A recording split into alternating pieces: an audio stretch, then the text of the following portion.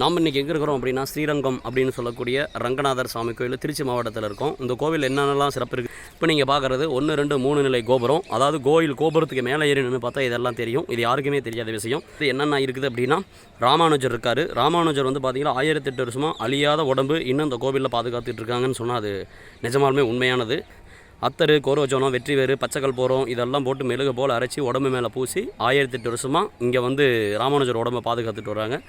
அது வந்து பார்த்திங்களா, அதாவது காலையில் 11 மணி வரைக்கும் கோவில் திறந்துருக்கும். 11 மணிக்குள்ளே நம்ம அந்த ராமானுஜர் சன்னதியை பிரதட்சணம் வரலாம், சுற்றி வரலாம். அப்படி சுற்றி வரதுனால அதாவது வைகுண்டத்தையே சுற்றி வந்த பலன் நமக்கு கிடைக்கும் அப்படின்னு சொல்கிறாங்க. ரெண்டாவது பார்த்திங்களா, இதில் முக்கியமானது பார்த்திங்களா விமானம். இந்த விமானம் அதாவது ரொம்ப சிறப்பான விமானம். விமானத்தில் பரசுராமர் இருக்கார். கண்டிப்பாக ஒரு கோபுரத்தில் இருப்பார். இப்போ நம்ம எங்கே இருக்கிறோன்னா கோயிலுக்கு மேலே இருக்கிறோம். ஒரு ஆளுக்கு 50 ரூபா ஃபீஸு. இங்கே வாங்கினோமா அந்த மாதிரி மேலே இருக்கிற கோபுரம் எல்லா கோபுரத்தையும் பார்க்கலாம். மொத்தம் 21 கோபுரமும் தெரியும். ரொம்ப வியூ பாயிண்ட் இதுன்னு சொல்லலாம். இங்கே பார்க்க வேண்டிய கோவில் என்னென்ன அப்படின்னா ரங்கநாதரை கண்டிப்பாக பார்க்கணும், தாயார் சன்னதியை கண்டிப்பாக பார்க்கணும், சக்கர தல்வார் ரொம்ப விசேஷம், ராமானுஜர் அதை விட விசேஷம். இந்த மாதிரி ராகு பகவான் கேது பகவான் திசை நடக்கிறவங்க ஆதிசேஷன் ரூபத்தில் ராமானுஜர் இருக்கார். அதனால் ராமானுஜரை சேவிக்கிறதுனால இந்த மாதிரி நாகதோஷம்லாம் விலகும் அப்படின்னு சொல்கிறாங்க.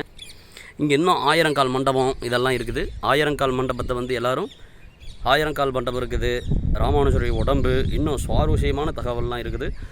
பூலோக வைகுண்டம் அப்படின்னு சொன்னால் ஸ்ரீரங்கம். இந்த ஸ்ரீரங்கத்தில் வந்து பார்த்திங்கன்னா 108 திவ்யதேசத்தில் முதல் திவ்யதேசம்னு சொல்லக்கூடிய ஸ்ரீரங்கநாதர் ஆதிசேஷன் மேலே பள்ளி கொண்டிருக்கார். திருப்பாறு கடலில் இருக்கார். அவர் அப்படியே இங்கே எழுந்திருக்காருன்னு ஐதீகம் சொல்லுது. இங்கே வந்துட்டு போனாலே முக்தி மோட்சம் அப்படின்னு சொல்கிறாங்க. ரொம்ப சிறப்பான ஸ்தலம். பூலோக வைகுண்டம் ஸ்ரீரங்கம். இந்த வீடியோவை ஸ்கிப் பண்ணாமல் பார்த்தீங்களா, அடுத்தடுத்த கோவில் வரும். தாயார் சன்னதி, ராமானுஜர் சன்னதி இதெல்லாமே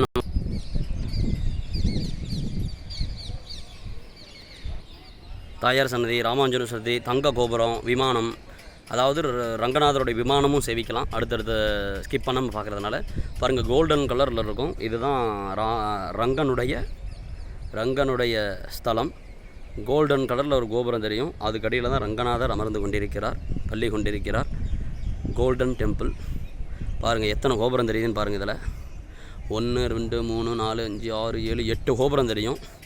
9 10 11 12 13 14 15 16 17 18 19 20 21 கோபுரம் தெரியும்.